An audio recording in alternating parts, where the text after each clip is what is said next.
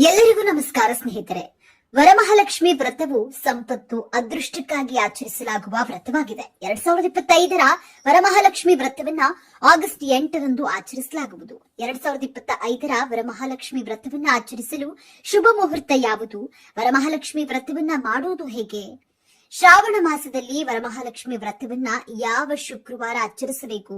August 1ನೇ ತಾರೀಕು ಅಥವಾ August 8ನೇ ತಾರೀಕು ಅಕಸ್ಮಾತ್ ವರಮಹಾಲಕ್ಷ್ಮಿ ವ್ರತವನ್ನ ಆ ದಿನ ಆಚರಿಸಲು ಸಾಧ್ಯವಾಗದಿದ್ರೆ ಶ್ರಾವಣದಲ್ಲಿ ಯಾವ ಶುಕ್ರವಾರ ಆಚರಿಸಬೇಕು?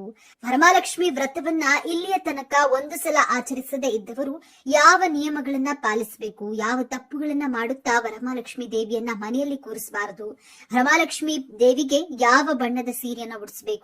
ಪೂಜೆಗೆ ವಿಶೇಷವಾದ ಶುಭ ಮುಹೂರ್ತಗಳು ಏನು ಅಂತ ಇವತ್ತಿನ ಈ ವಿಡಿಯೋದಲ್ಲಿ ಸಂಪೂರ್ಣವಾಗಿ ತಿಳಿಸ್ಕೊಡ್ತೀವಿ. ಬನ್ನಿ. ಅದಕ್ಕೂ ಮುಂಚೆ ನೀವಿನ್ನು ನಮ್ಮ ಚಾನೆಲ್ಗೆ ಸಬ್ಸ್ಕ್ರೈಬ್ ಆಗಿಲ್ಲ ಅಂದ್ರೆ ಈಗಲೇ ಸಬ್ಸ್ಕ್ರೈಬ್ ಆಗಿ, ಹಾಗೆ ವಿಡಿಯೋಗೆ ಲೈಕ್ ಮಾಡಿ, ವಿಡಿಯೋವನ್ನ ಸ್ಕಿಪ್ ಮಾಡದೆ ಕೊನೆ ತನಕ ನೋಡಿ, ಭಕ್ತಿಯಿಂದ ಓಂ ಶ್ರೀ ಮಹಾಲಕ್ಷ್ಮಿ ನಮಃ ಅಂತ ಕಾಮೆಂಟ್ ಮಾಡಿ. ವರಮಹಾಲಕ್ಷ್ಮಿ 2025ರ ಶುಭ ಮುಹೂರ್ತ. ಇನ್ನು ಆಗಸ್ಟ್ 8ನೇ ತಾರೀಕು ವರಮಹಾಲಕ್ಷ್ಮಿ ದೇವಿಗೆ ಯಾವ ಶುಭ ಮುಹೂರ್ತಗಳಲ್ಲಿ ಪೂಜೆಯನ್ನ ಮಾಡಿಕೊಳ್ಳಬಹುದು ಅಂತ ತಿಳಿಯೋದಾದ್ರೆ, ಮೊದಲನೆಯದಾಗಿ ಕರ್ಕ ಲಗ್ನ ಬೆಳಗ್ಗೆ 5:30ರಿಂದ ಬೆಳಗ್ಗೆ 6:40ರವರೆಗೆ ವಿಶೇಷವಾಗಿ ಪೂಜೆಯನ್ನ ಮಾಡಿಕೊಳ್ಳಬಹುದು. ಎರಡನೆಯದಾಗಿ ತುಲಲಗ್ನ ಬೆಳಗ್ಗೆ 11 ಗಂಟೆ 2 ನಿಮಿಷದಿಂದ ಮಧ್ಯಾಹ್ನ 1 ಗಂಟೆ 30 ನಿಮಿಷದವರೆಗೆ ಇರುತ್ತದೆ. ಅತ್ಯಂತ ಶುಭ ಮುಹೂರ್ತ ಇದಾಗಿದ್ದು ಈ ಸಮಯದಲ್ಲೂ ಕೂಡ ವರಮಹಾಲಕ್ಷ್ಮಿ ದೇವಿಗೆ ಪೂಜೆಯನ್ನ ಮಾಡಿಕೊಳ್ಳಬಹುದು. ಇನ್ನು ಮಧ್ಯಾಹ್ನ ಧನುರ್ ಲಗ್ನದಲ್ಲಿ 3:40ರಿಂದ ಸಂಜೆ 6ರ ತನಕ ವಿಶೇಷವಾಗಿ ಪೂಜೆಯನ್ನ ಮಾಡಿಕೊಳ್ಳಬಹುದು. ರಾತ್ರಿ 7:30ರಿಂದ 9 ಗಂಟೆಯ ತನಕ ಕುಂಭ ಲಗ್ನ ಇರುತ್ತೆ. ಈ ಕುಂಭ ಲಗ್ನದಲ್ಲೂ ಕೂಡ ವರಮಹಾಲಕ್ಷ್ಮಿ ದೇವಿಗೆ ಪೂಜೆಯನ್ನ ಮಾಡಿಕೊಳ್ಳಬಹುದು. ಈ ವರ್ಷ ವರಮಹಾಲಕ್ಷ್ಮಿ ವ್ರತವನ್ನ ಆಗಸ್ಟ್ 8ರಂದು ಶುಕ್ರವಾರ ಆಚರಿಸಲಾಗುವುದು. ಇದು ಲಕ್ಷ್ಮೀ ದೇವಿಗೆ ಸಮರ್ಪಿತವಾದ ಹಬ್ಬವಾಗಿದೆ. ಇನ್ನ ಈ ದಿನ ಸಂಪತ್ತು ಮತ್ತು ಸಮೃದ್ಧಿಯ ದೇವತೆಯನ್ನ ಮೆಚ್ಚಿಸಲು ವಿಶೇಷ ಪೂಜೆಯನ್ನ ಮಾಡಲಾಗುತ್ತೆ. ಲಕ್ಷ್ಮೀ ದೇವಿಯ ವರಲಕ್ಷ್ಮಿ ರೂಪವು ವರಗಳನ್ನ ನೀಡುತ್ತದೆ ಮತ್ತು ತನ್ನ ಭಕ್ತರ ಎಲ್ಲಾ ಆಸೆಗಳನ್ನ ಪೂರೈಸುತ್ತದೆ ಎಂದು ನಂಬಲಾಗಿದೆ. ಆದ್ದರಿಂದ ದೇವಿಯ ಈ ರೂಪವನ್ನ ವರಲಕ್ಷ್ಮಿ ಎಂದು ಕರೆಯಲಾಗುತ್ತೆ. ಅಂದ್ರೆ ವರಗಳನ್ನ ನೀಡುವ ಲಕ್ಷ್ಮೀ ದೇವತೆ ಎಂಬುದಾಗಿದೆ. ಭವಿಷ್ಯ ಪುರಾಣದಲ್ಲಿ ಪೌರ್ಣಮಿ ತಿಥಿಯ ಜೊತೆ ಕೂಡಿ ಬರುವಂತಹ ಶುಕ್ರವಾರ ವರಮಹಾಲಕ್ಷ್ಮಿ ವ್ರತವನ್ನ ಆಚರಿಸಬೇಕೆಂದು ತಿಳಿಸುತ್ತೆ. ಕೌಮುದಿ ಗ್ರಂಥದಲ್ಲಿಯೂ ಕೂಡ ಪೌರ್ಣಮಿಯು ಶುಕ್ರವಾರದ ದಿನ ಕೂಡಿ ಬಂದ್ರೆ ಆ ದಿನವೇ ವರಮಹಾಲಕ್ಷ್ಮಿ ವ್ರತವನ್ನ ಆಚರಿಸಬೇಕು. ಆದ್ದರಿಂದ ಆಗಸ್ಟ್ 8ನೇ ತಾರೀಕು ವರಮಹಾಲಕ್ಷ್ಮಿ ವ್ರತವನ್ನ ಪ್ರತಿಯೊಬ್ಬರು ಆಚರಿಸಬೇಕು. ಆಗಸ್ಟ್ 8ನೇ ತಾರೀಕು ಶುಕ್ರವಾರ ಚತುರ್ದಶಿ ತಿಥಿಯಲ್ಲಿ ಉತ್ತರಾಷಾಢ ನಕ್ಷತ್ರದಲ್ಲಿ ಅನೇಕ ಯೋಗಗಳೊಂದಿಗೆ ಈ ವರಮಹಾಲಕ್ಷ್ಮಿ ವ್ರತ ಕೂಡಿ ಬಂದಿದೆ.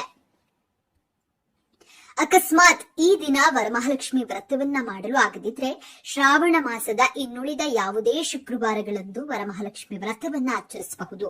5ನೇ ಅಥವಾ ಕೊನೆಯ ಶುಕ್ರವಾರ ಒಂದನ್ನ ಬಿಟ್ಟು ಉಳಿದ ಯಾವುದೇ ಶುಕ್ರವಾರಗಳಂದು ವರಮಹಾಲಕ್ಷ್ಮಿ ವ್ರತವನ್ನ ಆಚರಿಸಬಹುದು. ಶ್ರಾವಣ ಮಾಸವು ಜುಲೈ 25ನೇ ತಾರೀಕು ಪ್ರಾರಂಭವಾಗಿ ಆಗಸ್ಟ್ 22ನೇ ತಾರೀಕಿನವರೆಗೂ ಇರುತ್ತದೆ. ಮಹಾಲಕ್ಷ್ಮಿ ದೇವಿಗೆ ಅತ್ಯಂತ ಪ್ರಿಯವಾದ ಮಾಸ ಶ್ರಾವಣ ಮಾಸವಾಗಿದೆ.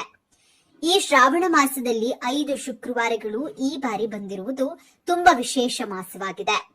ಈ ಶ್ರಾವಣ ಮಾಸದಲ್ಲಿ 5 ಶುಕ್ರವಾರಗಳು ಈ ಬಾರಿ ಬಂದಿರುವುದು ತುಂಬಾ ವಿಶೇಷ ಮಾಸ ಆರಂಭವಾಗುವ ದಿನವೇ ಶುಕ್ರವಾರ. ಅಂದ್ರೆ ಜುಲೈ 25ನೇ ತಾರೀಕು ಮೊದಲ ಶುಕ್ರವಾರ, ಆಗಸ್ಟ್ 1ನೇ ತಾರೀಕು 2ನೇ ಶುಕ್ರವಾರ, ಆಗಸ್ಟ್ 8ನೇ ತಾರೀಕು 3ನೇ ಶುಕ್ರವಾರ, ಆಗಸ್ಟ್ 15 4ನೇ ಶುಕ್ರವಾರ, ಆಗಸ್ಟ್ 22ನೇ ತಾರೀಕು ಕೊನೆಯ ಹಾಗೂ 5ನೇ ಶುಕ್ರವಾರ ಬರುತ್ತೆ. ಒಟ್ಟು 5 ಶುಕ್ರವಾರಗಳು ಈ ಮಾಸದಲ್ಲಿ ಬರುತ್ತವೆ.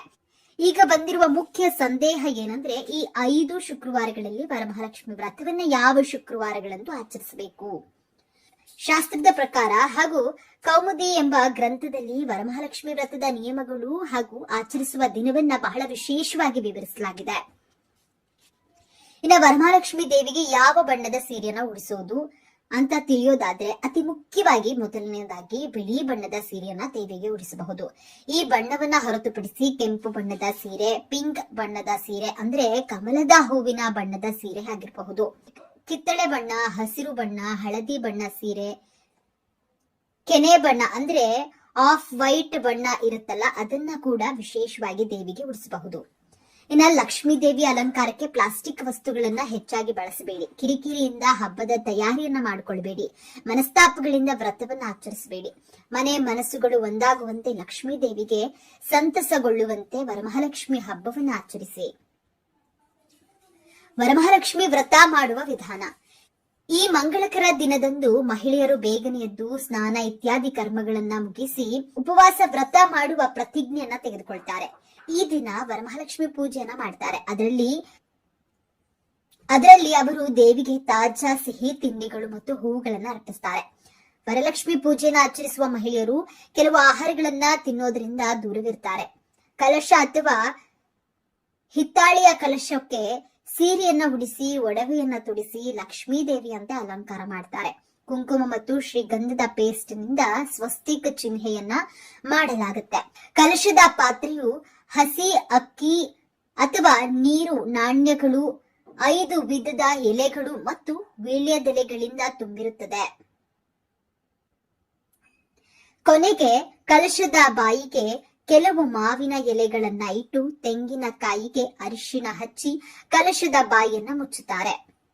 ವರಲಕ್ಷ್ಮಿ ಪೂಜೆಯ ಸಮಯದಲ್ಲಿ ಮಹಿಳೆಯರು ತಮ್ಮ ಕೈಗೆ ಕಂಕಣವನ್ನ ಕಟ್ಟಿಕೊಳ್ತಾರೆ. ದೇವರ ಮುಂದೆ ಇಡುವ ಸಿಹಿ ತಿಂಡಿಗಳು ಮತ್ತು ನೈವೇದ್ಯಗಳನ್ನ ವಾಯನ ಎಂದು ಕರೆಯಲಾಗುತ್ತದೆ. ಸಂಜೆ ಸಮಯದಲ್ಲಿ ದೇವಿಗೆ ಆರತಿಯನ್ನ ಅರ್ಪಿಸಲಾಗುತ್ತೆ. ಮರುದಿನ ಕಲಶದ ನೀರನ್ನ ಮನೆಯ ಸುತ್ತಲೂ ಚಿಮುಕಿಸಲಾಗುತ್ತದೆ.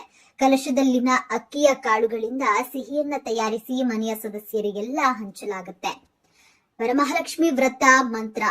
ವರಮಹಾಲಕ್ಷ್ಮಿ ವ್ರತದ ದಿನದಂದು ಲಕ್ಷ್ಮೀ ದೇವಿಯ ಆಶೀರ್ವಾದವನ್ನ ಪಡೆದುಕೊಳ್ಳುವುದಕ್ಕಾಗಿ ಈ ಕೆಳಗಿನ ಮಂತ್ರವನ್ನ ಪಠಿಸಬೇಕು. ಓಂ ಹಿಂ ಶ್ರೀಂ ಲಕ್ಷ್ಮೀಭ್ಯೋ ನಮಃ. ವರಮಹಾಲಕ್ಷ್ಮಿ ವ್ರತವು ವಿವಾಹಿತ ಮಹಿಳೆಯರು ಶ್ರೇಷ್ಠವಾದ ವ್ರತವಾಗಿದ್ದು, ಅವರು ಉತ್ತಮ ಸಂತಾನಕ್ಕಾಗಿ, ಪತಿಯ ಆರೋಗ್ಯ ಮತ್ತು ಆಯಸ್ಸಿಗಾಗಿ, ಸಂಪತ್ತನ್ನ ಪಡೆದುಕೊಳ್ಳುವುದಕ್ಕಾಗಿ ವ್ರತವನ್ನ ಆಚರಿಸುತ್ತಾರೆ. ಈ ವರ್ಷ ವರಮಹಾಲಕ್ಷ್ಮಿ ಹಬ್ಬವು ಆಗಸ್ಟ್ 8ರಂದು ಬಂದಿದೆ. ಇದು ಶ್ರಾವಣ ಮಾಸದ ಶುಕ್ರವಾರವಾಗಿದೆ. ಮಹಿಳೆಯರೆಲ್ಲರೂ ಹೊಸ ಸೀರೆ ಉಟ್ಟು ದುಬಾರಿ ಸೀರೆ ತಂದು ದೇವಿಗೆ ಉಡಿಸಿ ಅಲಂಕಾರ ಮಾಡಿ ಪೂಜೆ ಮಾಡ್ತಾರೆ. ಇನ್ನು ಬೇರೆ ಹೆಣ್ಣು ಮಕ್ಕಳಿಗೆ ಕುಂಕುಮ ಕೂಡ ಕೊಡ್ತಾರೆ. ಆದ್ರೆ ಕೆಲವು ತಪ್ಪುಗಳನ್ನ ಮಾಡಿದ್ರೆ ಬೀದಿಗೆ ಬರುತ್ತದೆ. ಯಾವುದು ಮಾಡಬಾರ್ದು? ವರಮಹಾಲಕ್ಷ್ಮಿ ಹಬ್ಬ ಶೋಕಿಗೆ ಅಲ್ಲ, ಆಡಂಬರ ತೋರಿಸೋಕೆ ಅಲ್ಲ. ಬಾಡಿಗೆಗೆ ಒಡವೆ ತರಬಾರದು, ಮುಖಗಳನ್ನ ವಿಚಿತ್ರವಾಗಿ ಸಿಂಗರಿಸಬಾರದು, ಕೋಡುಗಳನ್ನ ಕಟ್ಟಿ ಸಿಂಗಾರ ಮಾಡಬಾರದು, ಡಬ್ಬಗಳ ಮೇಲೆ ಡಬ್ಬ ಇಟ್ಟು ಟಿನ್ ತರ ಇಡಬಾರದು, ದೇವಿ ಕೈ ಕೂತಿರಬೇಕು. ಇಲ್ಲದಿದ್ರೆ ಮನೆಯಿಂದ ಹೊರಗಡೆ ಹೋಗ್ತಾಳೆ ಎನ್ನುವುದು ತಪ್ಪು. ಕಂತೆ ನೋಟು ಇಡುವುದು ಸರಿಯಲ್ಲ. ಲಕ್ಷ್ಮಿ ಮುಂದೆ ದುಡ್ಡು ಇಡಿ ಎಂದು ಎಲ್ಲಿಯೂ ಹೇಳಿಲ್ಲ. ಈ ರೀತಿ ಮಾಡಿದ್ರೆ ರಾಹು ದೋಷ ಆಗುತ್ತದೆ, ದೃಷ್ಟಿ ದೋಷ ಆಗುತ್ತೆ. ಶ್ರೀಮಂತನು ನೋಟು ಇಟ್ಟರೆ ದೃಷ್ಟಿ ಆಗಲ್ವಾ ಅಂತ ಕೆಲವರಿಗೆ ಡೌಟ್ ಬರಬಹುದು. ಆದ್ರೆ ಅವರ ಬಳಿ ಸಾಲ ಇರುವುದು. ಆಡಂಬರದ ಆಚರಣೆ ಬೇಕಾಗಿಲ್ಲ. ಗೋಧೂಳಿ ಸಮಯದಲ್ಲಿ, ಸೂರ್ಯಾಸ್ತದ ಸಮಯದಲ್ಲಿ ಲಕ್ಷ್ಮಿ ಪೂಜೆ ಮಾಡಬೇಕು. ರಾತ್ರಿ ಪೂರ್ತಿ ಒಬ್ಬಟ್ಟು ತಟ್ಟಿ ಬೆಳಗ್ಗೆ 3 ಗಂಟೆಗೆ ಪೂಜೆ ಮಾಡೋದು ಸರಿಯಲ್ಲ. ವ್ರತ ಮಾಡುವವರು, ದೇಹದಲ್ಲಿ ಶಕ್ತಿ ಇರುವವರು ಬೆಳಗ್ಗೆಯಿಂದ ಉಪವಾಸ ಇದ್ದು ಸಂಜೆ ವಿವಿಧ ಖಾದ್ಯ ತಯಾರಿಸಿ ಅದನ್ನ ನೈವೇದ್ಯ ಮಾಡಬೇಕು. ಸಂಜೆಯೇ ಪೂಜೆ ಮಾಡಬೇಕು ಎಂದು ಗುರೂಜಿ ಹೇಳಿದ್ದಾರೆ. ಏನು ಮಾಡಬೇಕು? ಎಷ್ಟೇ ಆಡಂಬರ ಮಾಡಿದ್ರೂ ಕೂಡ ಒಂದು ಕಲಶ ಇಡಿರಿ. ಎಷ್ಟೇ ಆಡಂಬರ ಮಾಡಿದ್ರೂ ಕೂಡ ಒಂದು ಕಲಶ ಇಡ್ತೀರಿ.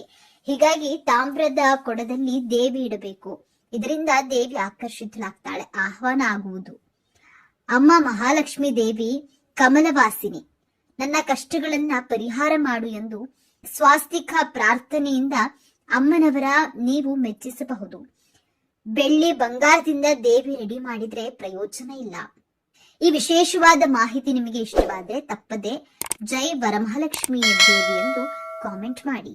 ಈ ವಿಡಿಯೋವನ್ನ ಪ್ರತಿಯೊಬ್ಬರಿಗೂ ಶೇರ್ ಮಾಡಿ.